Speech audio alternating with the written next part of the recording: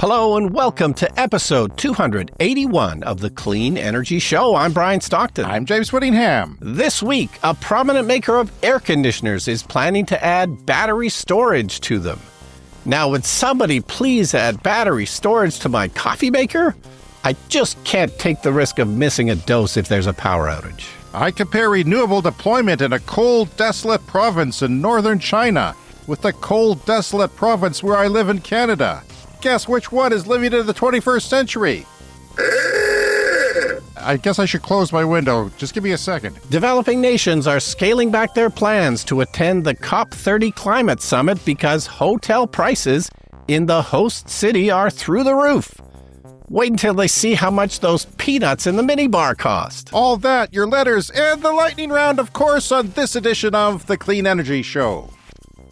So every once in a while we talk about the hazards of fossil fuels because fossil fuels are combustible, right? They are things that burn and blow up and explode. And It's one of those things that we just tend to take for granted because we've been running on fossil fuels for so long. But, you know, one of the great advantages of, say, an electric car is that you can start it in your garage with the door closed and it won't kill you like a gas car will. Like, it's really crazy that we have these cars that, you know, if you start it in the garage with the door closed, it will literally kill you.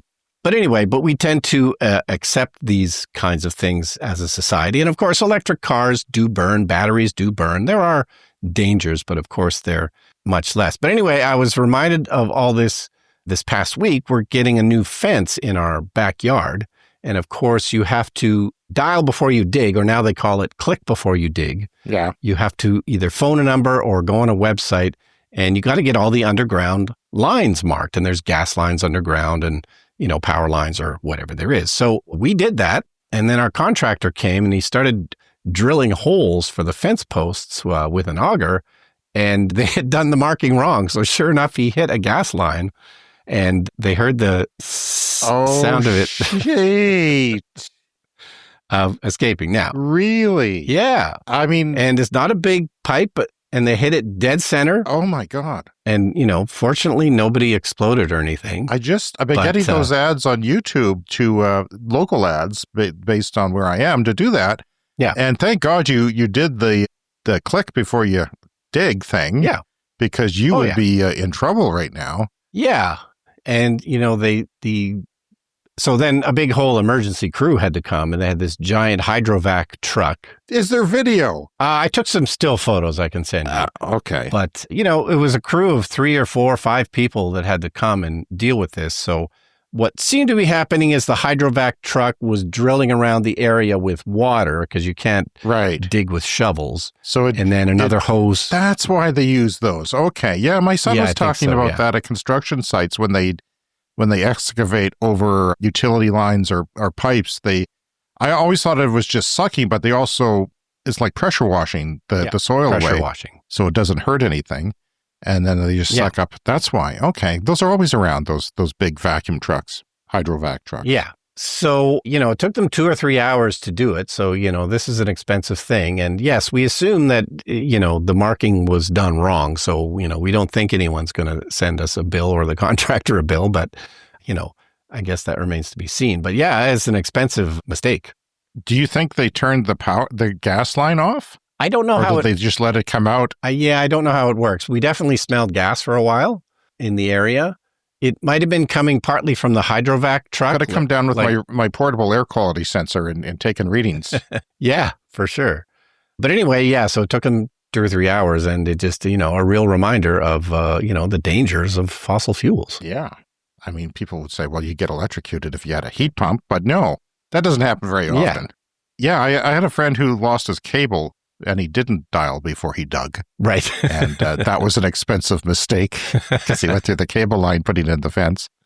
Wow. So, yeah, send me some pictures. I'll put them on our Patreon publicly for everyone to look at. And also, while you're there, you can read our next letter because we got a big letter correcting me last week. I hate putting out false information, Brian. Yeah. Mm-hmm. And AI hallucinated because I asked it one specific question. Yeah. What does 60,000 tons of hydrogen, how many, kilowatts or megawatts of hours of electricity does that produce? And one day I got one answer and it was wrong. The next day I asked it the exact same question, got it right. But we had a very astute listener. I believe the pronunciation is Stain, and he is probably in Europe. He didn't say where he was, but he wrote us a very nice letter explaining everything. He says, well, listening to your latest episode, Too Cold to Decarbonize the Case of Saskatchewan, I noticed a technical fault in the hydrogen project compared to the small modular nuclear reactor project currently under construction at Darlington. So, yeah, it does not produce 200 terawatt hours per year. So I'm going to put his whole calculations, if you're into that sort of thing, it's there. And we really appreciate it. I thanked him for doing that. But Brian, once you put out a podcast, you can't take it back. It's harder than putting toothpaste back in the tube. And I did my best, though. But I mean, basically what happens is everybody who follows you, as soon as you put out the podcast and it's officially released, it gets sucked into their phones usually, or wherever they're getting them from. That's the idea of podcasts. And then they're there. So unless you get stragglers who are just coming along or casual visitors, you can't correct it. But I did edit the file, and I edited out the number and corrected it for what it's worth and re-uploaded the file. I don't know how many people got that. If you did, and you're a regular listener, maybe you can give me a shout out for that. But I really do thank you, Stain, and thank you for writing that letter, because it took him some time to do that, to do all the calculations, and we really appreciate that. We don't want to be wrong. We don't want to be part of misinformation or wrong information. So if we ever screw up, let us know, but also apologies in advance, because it doesn't work. And Brian, a little update on my air quality problem. It's been really bad lately. Yeah. I made I had a plastic rectangular container that's from a dollar store, so it's cheap and it's not going to last very long, but I put it upside down. I put the air quality monitor screwed in underneath of it, under a raised part of my deck for the pool, and it's there sheltered. I drilled some holes in it so some air can circulate through a bit better. And when I did that, the night I did that, it seemed to be working fine, but I woke up at 1 a.m. like I was inside a tanker full of paint thinner. Like, it was horrible. Wow. My whole bedroom was horrible. And I was really tired, so I don't know if I was thinking straight, but I looked and it showed very low VOCs outside. But keep in mind, this is my indoor air quality monitor from Amazon. You can watch the video of that too, that I've put outdoors because it has a VOC index, volatile organic compounds. These are bad things that come from industry. Yeah. And the normal line is 1. If there's not a wind from that direction of industry, it's 1 all the time. And so when it's not 1, it's industry. And even when it's 3, like, these things are putting out, bad chemicals, neurotoxins and carcinogens. Benzene is one, that they can put out. And there's no safe amount of that. So that's my situation. And it's, you can smell the refinery, and people all over the city do. I read about it on Reddit, they complain about it. But when you see numbers attached to that, and those numbers are attached to bad things, it's got a whole different situation here. And I want to look at it, how far it goes through the city, to see where I can get measurable results. But it's bad. But before that, when it wasn't in the container, it was doing a great job. I had set it up to turn off my window fans, and it's still warm here. It's not normally a time of year where I would really have a fan on at night. Yeah. But summer has extended. It hasn't extended for my pool because the sun is shorter days and, it's lower in the sky. It's just not working with my solar panels, the pool solar panels, which is a thermal type of thing that heats up the water. But it's like today we've got 32 degrees with a humidex of 34 in the forecast. Like, it's been this hot occasionally this time of year, but it's usually so dry.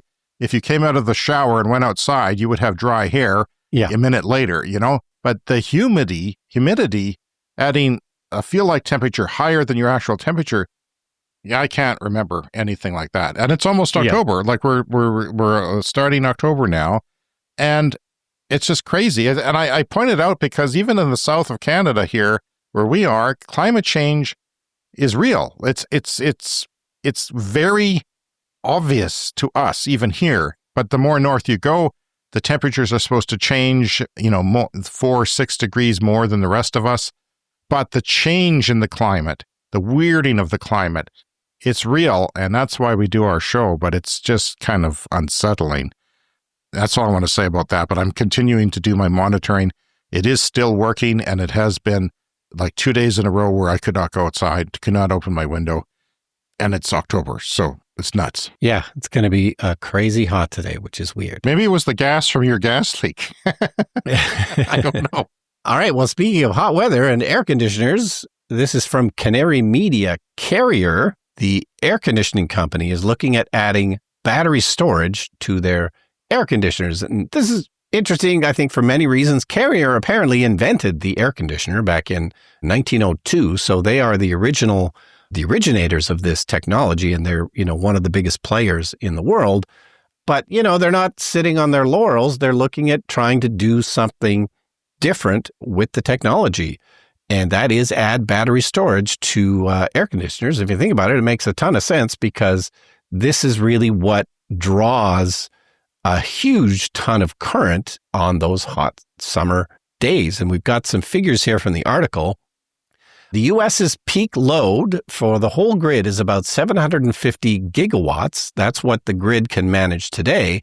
And around 300 gigawatts of that is reserved for HVAC, for heating and cooling. So almost half of the power draw can come from HVAC, which is kind of wild.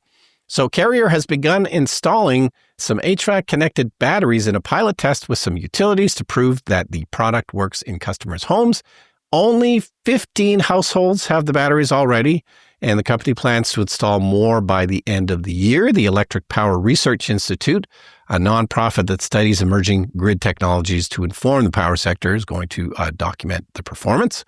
Carrier hopes to eventually scale up the plan by getting electric utilities to pay for the batteries when households in their territory buy the company's air conditioners. So the idea would be you pay for the air conditioner, but your utility pays for the battery, and those still can be quite expensive, but then Carrier can work with the utility to manage it in kind of a virtual power grid situation, the kind of thing we've talked about before. So Carrier would operate the batteries based on signals from the utility, charging the devices at times of cheap, clean energy, like during midday in regions with lots of solar, and powering the cooling system directly from the battery when the electricity demand surges. So it says here, if we replace an HVAC unit today with a battery-integrated HVAC, the load of that HVAC unit never shows up at the peak for the next 15 years. Like that peak on a hot day is mostly air conditioners. Right. But if that's when you kick in your battery, boom, that's gone. And, imagine if every air conditioner had that, you would absolutely shave off that peak demand coming out of your grid. So they've designed this battery that sits under or next to the outdoor HVAC units, and it matches the electricity consumption on the peak hours. And these are 5 to 10 kilowatt hour batteries. So on the small side, but again, it's really just meant to shave that peak demand at the peak time of the day. And there's a potential for it to be more efficient than a separate home battery. The idea being that if all the power resides in the unit itself, and it's a DC battery, like those types of batteries are always DC, it can charge with AC, but then it's more efficient than if you had a separate home battery that has to constantly feed back and forth between the unit. It's just deployed right on the unit itself. And so you would save some of that AC to DC conversion waste. So yeah, it should be more efficient than just having a separate home battery. So there's some more statistics here. 2/3 of U.S. households use central air conditioning or heat pumps, and those systems need to be replaced every 10 to 15 years. So that translates to about 7 million HVAC units getting swapped out every year. And Carrier, a big player, they do 2.5 million of those. And so they only need to do about 16% of those to match the same kind of uptake that we're getting in home batteries. Like home batteries are definitely becoming a thing. So if they only put in, batteries into 16% of those 2.5 million units, that's going to move this along at the same pace that general home battery storage is happening. So yeah, there's a potential to add a huge amount of battery storage to the grid if this sort of pans out for Carrier and, the utilities that they would need to work with. So one of the big challenges of the power grids, when we talk about this on the show, because we're talking about climate change and more people are using air conditioning, We see that in the northwest of the United States and in the west coast of Canada. Because it's getting hotter. That's one thing. And a lot of more people in the world, which is a good thing, are getting into the middle class so they can afford cooling, even if it's a window unit. And remember, you're talking about central air conditioners. The fact that they replace them every 10 years, that surprises me. Yeah. Like, I don't want to replace mine. I've been here for 16 years in this house, and that's why I don't use my air conditioning very much. That's why I tried to use the windows. But I find that I'm using it more and more, of course. Yeah, well, we're going to talk about the longevity of appliances later on in the show with a letter. It's a bit of an issue. We had stoves that, like ovens, kitchen ovens that have batteries in them. I wonder if this is, is everything going to have a battery? Is your dryer going to have a battery?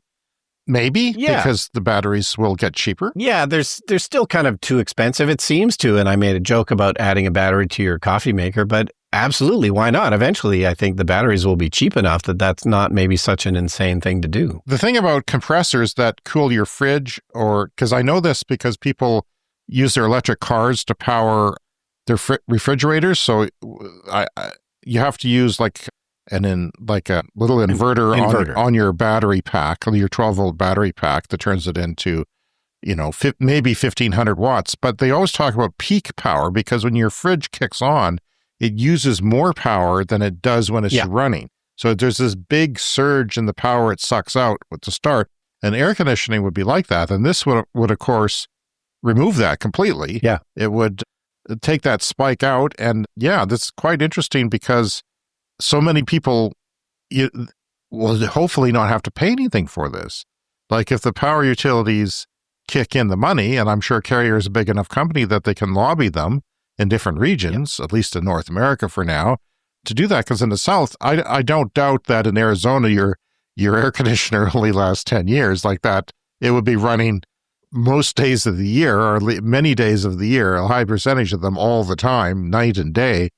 And whereas even when I use mine, I use it late afternoon and maybe overnight, and it doesn't work that hard because it's not that hot overnight. But I certainly can see how they would not last very long. And so this shaves off the problem of the grids when we're transferring to renewables, and because we have to worry about that peak power when people come home. So a lot of times people will turn on their air conditioning when they come home or turn down, make it colder. They'll have it on, depending on how hot it is, maybe on a moderate level, come home from work, and then there's a big kick in. Then there's computers, there's TVs, there's ovens, there's whatever, all kicks in and has that peak power demand, and this shaves it off. And with batteries getting cheaper, and I'm sure they will continue to do so, that this will be a more common thing. So that's a very interesting story. So last week we had Brett Dolter was just on. We had an interview. We don't often do interviews, but I've been obsessed with why our province here in Saskatchewan, Canada, where Brian and I live, is not decarbonizing. They're not doing renewables. We have great resources for sun and wind. That is a fact that no one disputes, but the solar is seasonal and the wind stops at -30. They have to shut down those wind turbines. It's like a plane, they ice up. And even with cold weather packages, -30 Celsius or -22 Fahrenheit is where they have to shut them down. And we have periods of that weather here. So we have to, if we're decarbonizing, we have to have a backup for that weather. And with the United States political situation, I might have said, have an interconnection tie with, say, South Dakota, which is, it's a ways, but it's not as far as, say, solar in Arizona. But South Dakota has a lot of wind, and they export a lot of wind to other states. So we could set something up with them, and it doesn't get to -30 too often there. It's pretty rare when the cold front, at least for all of South Dakota. And they could export that. That's kind of what we do with variable renewables, is you have interconnections with other places. If it's windy, not windy here, it's windy somewhere else. If it's not sunny here, it's sunny somewhere else. But it has to be a ways away. Yeah, we already do that to a certain extent, but I think it's generally accepted that in a clean energy future, we're going to need to do more. Yeah, we've got a little bit of tie with our next door province, Alberta, which has a lot of hydro, and that could be used as storage. We could give them solar and they could turn off their hydro and store the water and then give it back when we need it. And a little bit of a tie, but these ties I've been reading are not great. They need to be vastly expanded because they're there, but they're not great. And when Alberta next door had a a cold snap about a year and a half ago in January, I think, they took some power from us. And our premier, who was talking to a listener from our show, but our premier went public that time and said, well, the wind certainly didn't. It was the coal and the natural gas that helped. Well, sometimes natural gas has to shut down the cold, and it did in Alberta. Yeah. And they were you have to do maintenance on them and shut them down, and scheduled maintenance sometimes. And that's why they were short of things. And the fact is, our wind, in fact, was blowing and running those turbines at that time. But that's beside the point. So Brett Dalter was an economist with the University of Regina. That's our local university. That's where you taught for many years as a professor of film. Mm-hmm. And he shed some light on this. So have a listen to that if you're interested.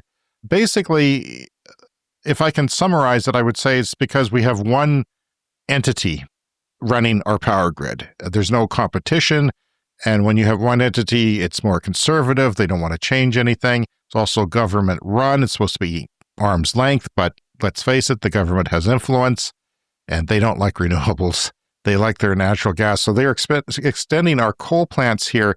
Yeah, and part of it is we have cheap electricity because we're always comparing it to the Netherlands. So Brett and I figured out that the Netherlands was about 36 cents a kilowatt hour, kind of almost twice of what we pay. So the higher your electricity rates, like in California and Australia, it tends to make it very easy to go to renewables because then they pay off so fast, and it makes a lot of sense. But here's what Brett said. There's the global disruptive event of the U.S. election, but then in our province, there's this disruptive event of deciding we're going to break 2 federal laws, actually probably 3, and just keep running our coal plants. And so that has changed the mix once more. SaskPower, I think, was looking at wind and solar as something that made a lot of economic sense. It was low cost, placed fuel, zero emissions. And now they're being told to keep the coal plants running, which really messes with what they had been planning. You know, gas plants and solar and wind work really well together. Coal plants and solar and wind, not so much.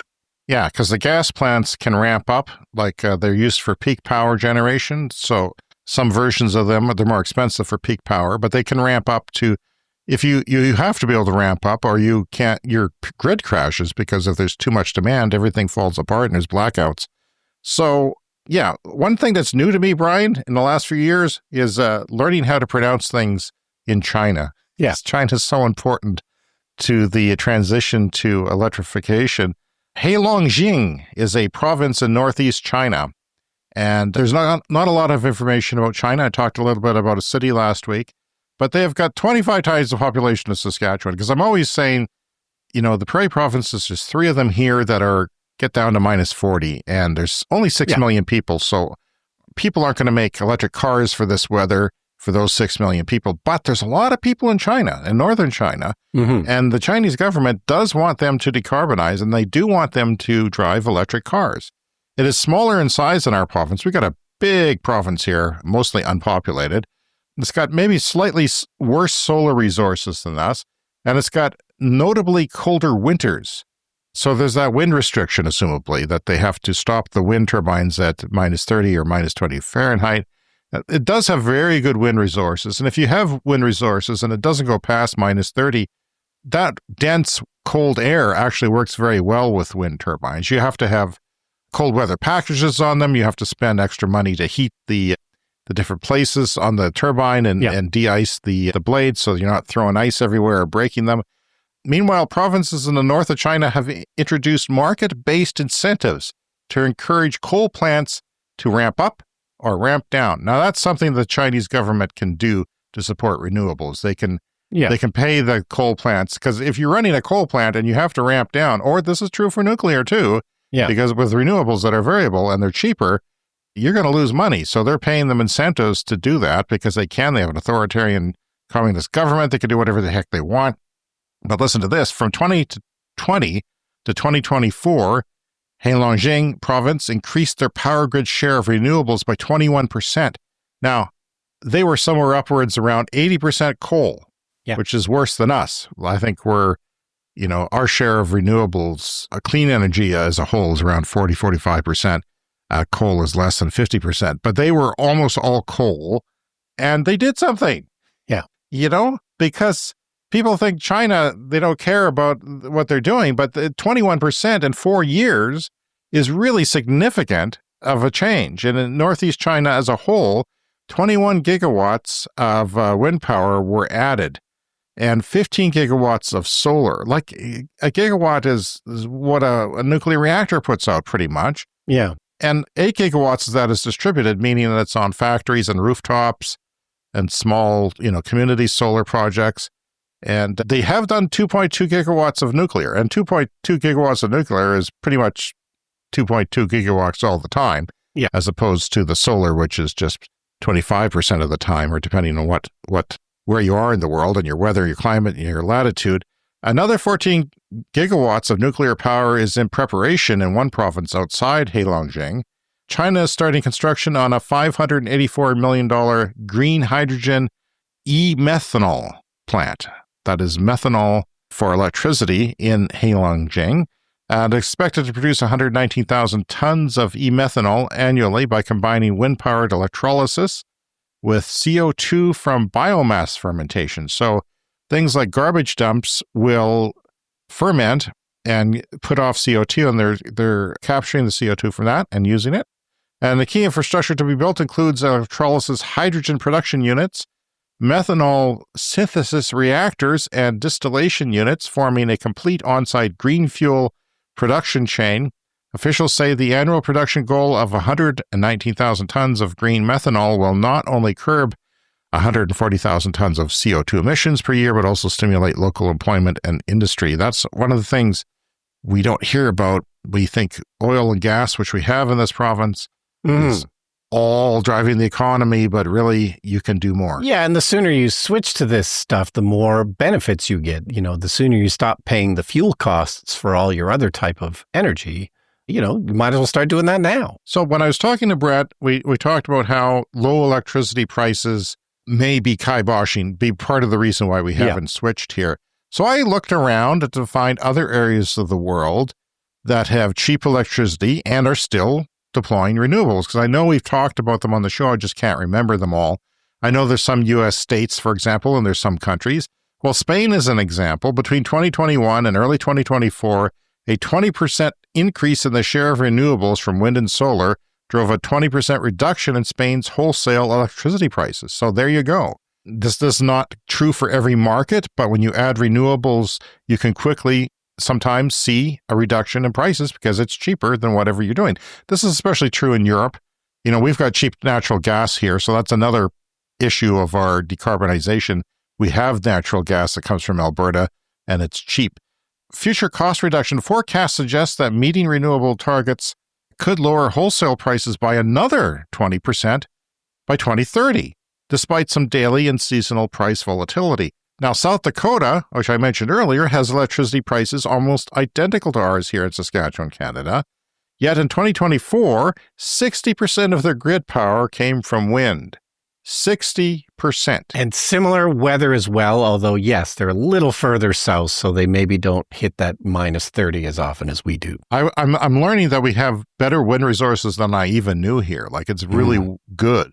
If we could only get them to work in those minus 30 conditions, which I'm sure we can at some point, I think. While it's more rare to reach the minus 30 cutoff in South Dakota, it can happen, but it's rare. Finland is another example. An estimate from a 2022 study projected that areas within Finnish Lapland, that's the northern part of, that's where Santa Claus comes from if you're European. Yeah. In North America, he comes from Canada. But Lapland could potentially produce 33 to 53 terawatt hours of electricity in the future. And of course, we only need 24 terawatt hours in Saskatchewan every year of electricity as a whole. An article from 2022 stated that 8.6% of Finland's total wind power is located in Simo, a municipality in Finnish Lapland, where it gets below minus 30. So that's all I'm going to say about that. I'm just saying we could do better. Yeah. Where there's a will, there's a way. All right. From Bloomberg, the COP30 Climate Summit is coming up, and it's going to be held in Belém, Brazil in November. Now, this reminds me, so last November I was in Toronto for a trip, which we talked about on the show, and it happened to coincide with the Taylor Swift tour. I can't remember what I said about it on the show, but yeah, November last year we went to Toronto, and we booked our plane tickets first, and that was fine. And then my partner had a theater thing she wanted to go to, so we bought tickets for that. The last thing we booked was the hotel rooms, and we looked at the prices, and they were absolutely insane. And we had no idea what was going on. We didn't know that Taylor Swift was in town.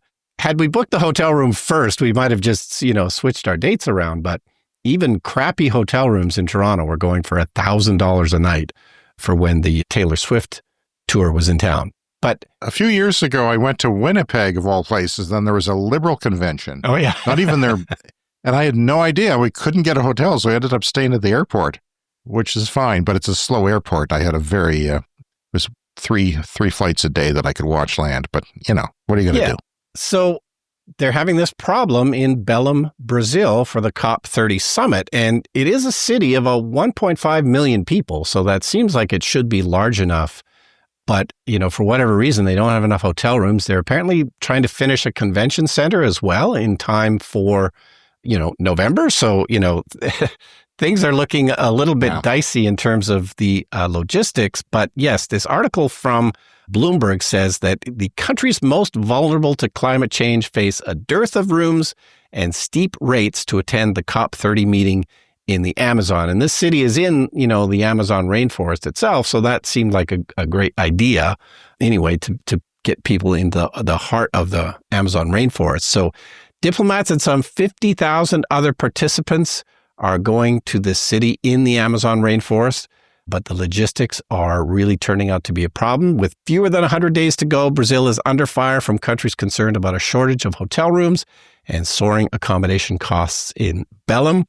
It was selected for its proximity to the rainforest rather than its tourism infrastructure, although you think that they would have tourists there, but it's certainly a city that I've never heard of, so I don't know how many people's radar it's on. Representatives of developing and at-risk countries say they're considering scaling back their presence at this year's event. A Malawian official who chairs the least developed countries group on climate change said a significant number of negotiators from its 40-plus member states may either not attend or only be present in Brazil for a few days due to accommodations challenges. But it isn't just developing countries. The Dutch Minister of Climate Policy and Green Growth, Sophie Hermans, said the Netherlands will be at COP30, but with a smaller showing than last year. And when these COP meetings started more than 3 decades ago, scientists and diplomats could fit in a single hotel. But the summits now draw tens of thousands of people for at least 2 weeks, attracting global leaders and an eclectic mix of Hollywood actors, activists, fossil fuel lobbyists, podcasters. Probably? Yeah. Yeah. And the oil industry, Brian. The oil industry is notable for going, including our fossil-happy politicians in Canada. Some of them, including our local ones, went a couple of years ago. Yeah. And I always think, yes, stay the hell away. You have no, it's like a stripper going to the Vatican. You have no moral. So anyway, they're even apparently roping in cruise ships for this. So they're going to have some cruise ships parked nearby that people can stay in. But yeah, so it does say that at-risk countries will be able to participate in the talks, said the COP30 president. Brazil has reserved 15 rooms each for all 73 nations classified by the UN as least developed countries and small island developing states. And those rates are below $200. So they have set aside some affordable rooms, but it sounds like it's not enough. So I guess we're not going. No, I guess once again, we're not going, but probably have to sleep in a tent. These things are huge, and I think they should. They want to be democratic. They want to have everyone get there, and they also like the tourism and the attention, whoever hosts the COP summit. But yeah, I don't know. It's time to dip in the mailbag, shall we? This first one is from Bob. We have multiple Bobs listening to the show. We know that. It's a fact. Yeah. More than one is written in. So this is Bob 1. I am sure you have seen this, but in case you haven't, the club is an interesting concept. So this is Grizzle E, EV charger maker, are doing sort of a subscription service for EV chargers at your home, which is interesting. He says, I'm planning on nexting my current charger and getting one of these. What an interesting person and company. And he says, I'm glad to hear there's another Bob on board. Signed, Bob number 1. Yeah. So Bob's talking about the Grizzle-E Club is a charger as service subscription program from United Chargers Inc., available in Canada. that provides eligible Canadian EV drivers with a free Level 2. This is 240 volts, and usually spend a few $100s on these chargers and get an electrician to install them if you have enough room on your breaker box and whatnot. And it has a lifetime warranty, which is nice, and an annual cashback rewards for charging electricity usage. So the more you use it, you get a cashback. I don't know how that works, or why it works. But the program aims to lower upfront costs, provide ongoing support, and incentivize EV adoption by paying 3 cents per kilowatt hour of energy charged. After the free first year, the program has a $120 Canadian annual fee, which can be offset by the cashback you earn on charging. So, interesting thought. Yeah, there's State of Charge YouTube channel did that, cover that. So that's a very popular YouTube channel. You can go watch that. And grizzle.com. Grizzle is spelled GRIZZL-E.com. If you're interested and you live in Canada, or if you're just curious, you can watch the State of Charge YouTube video. Okay, on to the next letter. It says, I'm a bit behind with this message, but that's the way I roll, LOL. Anyways, I keep thinking about James and his air purifier. I wonder if he's ever thought of getting a bunch of, couple hundred, LOL, snake plants. They are like little solar air purifiers. They don't even need that much solar to operate, and they're very low maintenance, even lower than an EV, LOL again. I also have a couple of recommendations for Brian and his European TV shows. He probably already has seen them, but in case he hasn't, he should check these out. My number one pick has to be this Dutch drama, Voorbeeldelsen, aka The Killing. There's a US version called The Killing, which is pretty decent, but not as good as the Dutch version. Right. This one might be obvious. The Girl with the Dragon Tattoo series, which is a top shelf set of movies, which, yes, of course, I have seen. Me and my wife recently watched Department Q on Netflix, and it was almost as good as my other recommendations. Yeah, I watched that one. It was great. It was really good. Department Q. I can Department recommend Q? that. Yeah. Is it in English or not? On Netflix. It is like is it Irish? Maybe Irish or Scottish or British. Okay. I can't quite remember, but really great. We also watched another Scandinavian crime drama called The Bridge. Apparently there's a US version as well, but I haven't seen it. And I'm sure I have a couple, but these are the ones I remember, and that's from Green Bastard on our Patreon. Yes, and now I want to talk about Finland and Lapland, because, which you were talking about earlier, there's a show that I watched recently called Arctic Circle, which is set in and shot in Lapland in Finland. And honestly, it's not a particularly great show. I wouldn't necessarily recommend it, but it's just so great to see a show. They shoot it in the winter in Lapland, and you know, we've shot films in the winter. It's really difficult to do films in cold weather. I've been watching Fargo, which started in 2014. We finally getting into that. Yeah. And it's supposed to look bad, but it does look bad. And it's shot in Calgary. Yeah. And I'm thinking, like, how do they even have that much winter in Calgary? Because they would have to shoot for months and months for each season, because they're an hour long, be like 5 feature films, each season. So, but they found, I think they're doing a lot of, I wonder if I would know anyone who works on it. They do a lot of snow work, I think. Yeah. But it's pretty good snow work.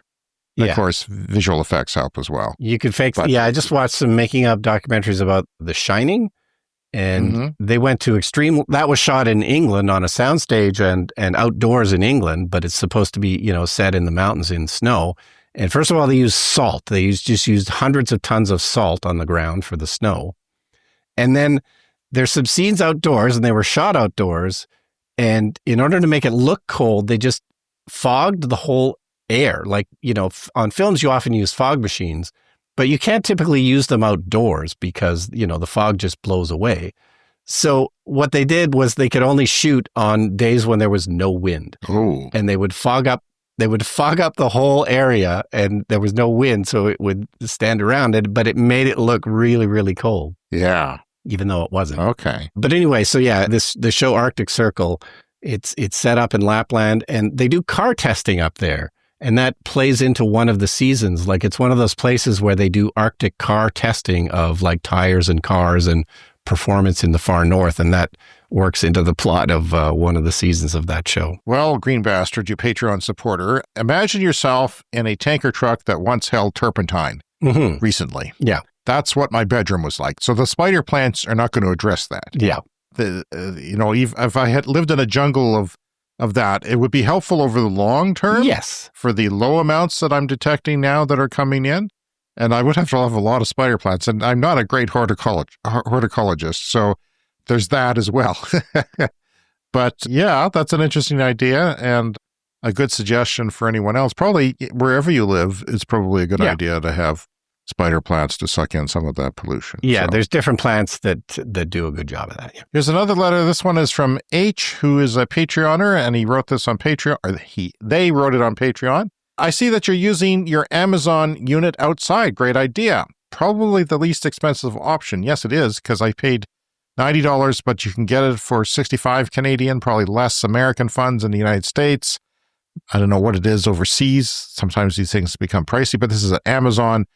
I hope they don't discontinue them, because if this one breaks, I want to get another one. Like, it's really, it's not professional scientific stuff, but it's giving me an idea and it's turning off my ventilation. It's warning me and I'm learning about it. That's a good thing.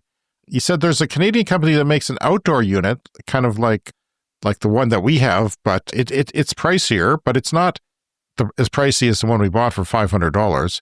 So I'm not sure it integrates into home automation systems. It doesn't seem to. It's called visiblair.com, and it is their next generation indoor air quality.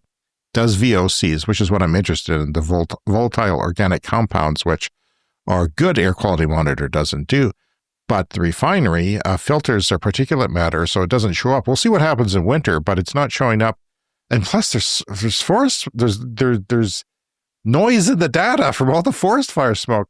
Like was it Sunday night or Saturday night? I came home from Sunday night. We came home from picking up a grocery order and getting supper, and it was fine, and it turned for an hour. It was just like, is there a fire somewhere nearby?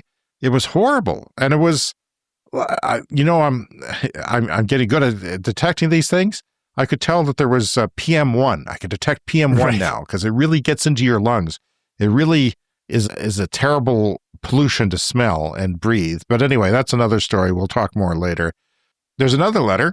Yeah, so Paul wrote in, guys, you criticize heat pump dryers for being more complex and therefore less reliable than resistance dryers. But resistance dryers are not particularly durable. The heating elements begin to fail after a few years, reducing their effectiveness, and they eventually fail fully. And when they do, they are unlikely to be economical to repair and so become a big e-waste problem. Another big problem with resistance dryers is that most of the air they push out is very humid, so it generally needs to be vented outdoors to avoid discomfort, condensation, and mold in the home. And then outdoor air enters to replace the air vented outside, often bringing in with it unconditioned air, often with smoke, dust, pollen, and other pollutants, as well as heat or cold and or humidity or dryness that more energy must be used to condition out. Heat pump dryers do not vent any air or humidity into your indoor air. Instead, they recirculate the same air and condense the humidity to water and send it down the drain. Your clothes are not exposed to all of those outdoor air pollutants. The best known problem with resistance dryers is their high energy use. Heat pump dryers use less than half the energy compared to resistance dryers, and when the energy saving from not needing to condition replacement air is included, the net energy saving is much greater still. Another problem with resistance dryers is that they must use very hot air to dry heavy loads in a reasonable time, with the result that the clothes can smell a bit singed. Heat pump dryers do not get that hot, so the clothes come out smelling fine and free of outdoor air pollutants. The other issue I've found with heat pump dryers is cleaning very fine lint out of the condenser from time to time. On low-cost heat pump dryers, this can be a chore involving spraying water into the condenser. For this reason, when I recently updated my heat pump dryer, I paid an extra, almost double, to get a self-cleaning model from Bosch. It's also important to leave the door wide open between uses so the machine quickly dries out after each run to prevent mold. Heat pump dryers are an excellent investment for people who appreciate energy savings, comfort, and unpolluted clothes, towels, and linen. 20 years in my house, James, and the dryer is the one thing that lasted for us. Like, we had our 17 years was our resistive clothes dryer. So that was partly coloring my opinion of the heat pump dryers because, our resistant, that was one of the ones that lasted.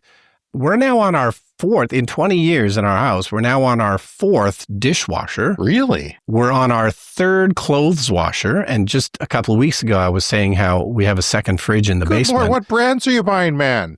Like, I want to avoid them. I'm buying the better brands. We also, with the dishwashers, we've had a problem with mice in our house. So part of the problem with having to replace the dishwashers has been mice getting in there and chewing a bunch of wires and stuff. But Wires? we think we've finally gotten control of it. Like we now have a service that comes 4 times a year to, It's a big feed the cat. mouse. Yeah, it's a giant cat. Somebody just drops off a cat. Do you have a cat? Yeah. We do have a cat, and it actually did catch a mouse last year. Inside? Inside, yeah. Oh, well, good for it. Calypso, the clean energy cat, hasn't That's appeared right. on the show in a couple of weeks, but he's around. And not a particularly good mouser, but did corner it, and then, we were able to get it. But yeah, like every time we called, the parents reply, I guess not every single time, but, they come out, they look at the appliance, and they say either they don't have the parts or it's too expensive to fix. You might as well just buy a new one. And it's very frustrating. Wow. I'm scared now because Yeah. my dishwasher started making noises about 10 years ago. Something must have been stuck in the outgoing part of it, but it's still working. But I'm very interested in if there's a self-cleaning heat pump clothes dryer from Bosch, which it says in the letter. That was another reason I didn't want to go with a heat pump clothes dryer, was I knew that there was some maintenance that had to be done of cleaning the condenser and stuff. And I knew that I didn't want to do that. So I got lazy. But yeah, if there's a self-cleaning model, maybe that's what I'll get next. Well, get on the internet and start clicking, man.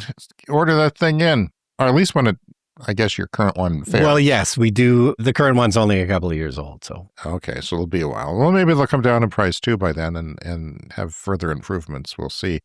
Paul also wrote that Saskatchewan is too cool for wind power. Try Antarctica. And in Antarctica, some of them, the ones that he linked, were only 300 kilowatts, which is, Antarctica doesn't have millions of people. It has dozens of people. Yeah. So they would be smaller. But I think they put in 3 and only 1 is operational. So they've had problems with them. I know they do function there, but they're probably shut down at minus 30 as well. Yeah. So.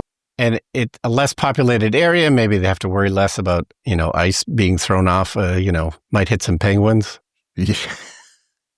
Yeah, maybe, probably not, because I don't think penguins are inland where some of these bases are. Glenn Wright writes, I finally joined Patreon. Thanks for the great work on the show. I don't want folks to get the wrong impression. We had a show with his letter that he was a lawyer fighting the climate problems and was a bit despondent about it, wanted us to go through what he said and use it as therapy. He says, I certainly support renewables and electrification, but I also think that we need to do more to address our boreal forest and the increasing wildfire smoke. I do too. I don't know what we can do. There's been talk of a national firefighting force. There's been talk, to get there quicker, but nature is a big beast, especially in the far north. Yeah. And he says, I guess I'm saying that we can walk and chew gum at the same time. I'm hoping that we begin to see a more thoughtful discourse around enhancing carbon sinks, like our boreal forest, and pathways to actually achieve net zero, as we're going to need to do the 80 to 90% of the work on energy transition, but also do the negative emissions so that we can offset residual emissions. From Glenn. We love to hear from our listeners. We heard from a lot of them this week. We had to carry some of them over.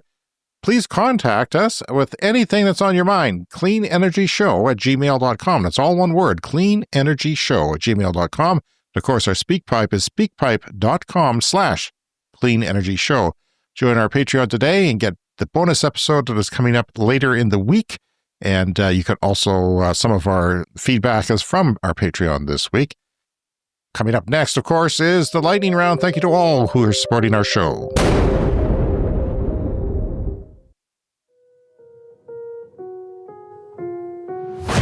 Time for the lightning round. The lightning round is a fast-paced look at the latest headlines in climate, clean energy, and transportation. The National Nuclear Regulatory Commission, the NRC in the United States, just approved 20 more years of nuclear from Wisconsin's 2 reactors. So they've said, okay, you can run these for 20 more years. That's a good news story. Giant 1.5 gigawatt wind farm plan for France. That's a lot of wind. Its biggest clean energy project ever, says Clean Technica. The Energy Department in the United States, the clown-run United States adds climate change, quote-unquote, that phrase, and emissions to banned words list.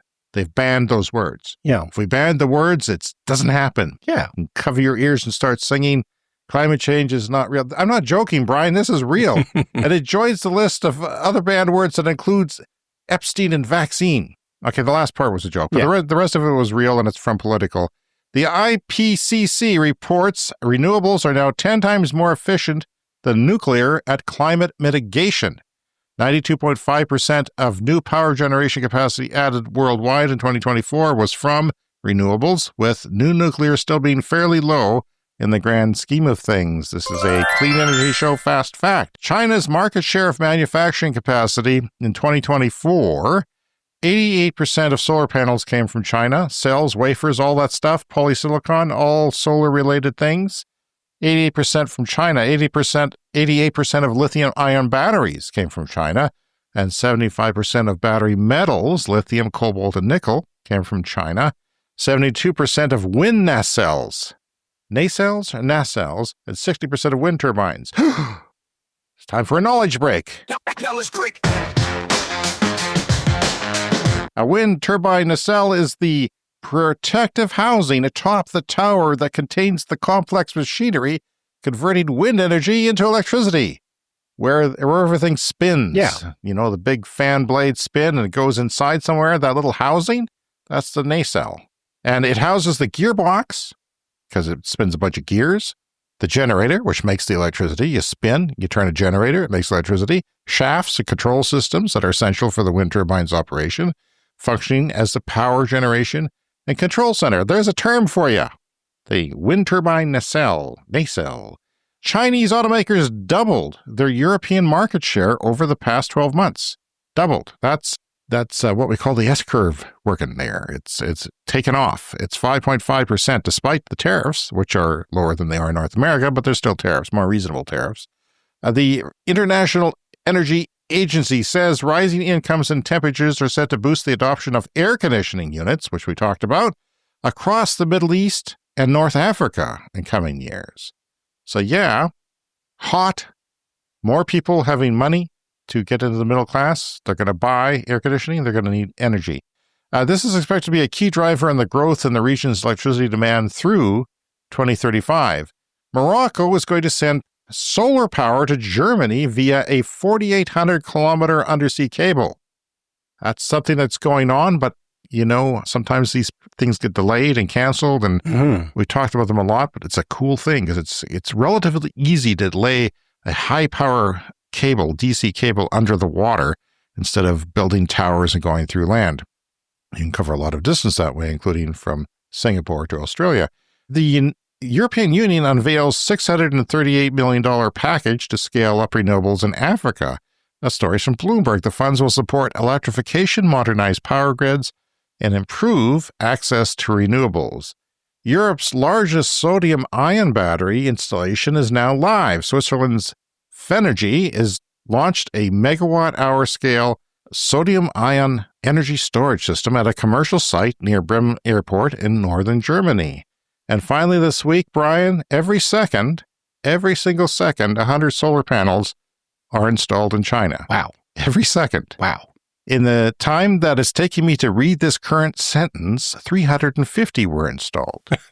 I timed that sentence. I did the math. 350 were installed during that sentence. Since the moment you started listening to this podcast episode an hour ago, 350,000 solar panels have been installed in China. That's up to 240 million watts with 700-watt panels, if you were doing that, since you started listening to this podcast. This episode of this podcast, it's insane. And that will happen next hour, and the hour after that, and the hour after that, and so on. And that's our show for this week. Yes, please join us next week. Contact us, cleanenergyshow@gmail.com. We are Clean Energy Pod on social media. And of course, our Patreon, patreon.com/cleanenergypod.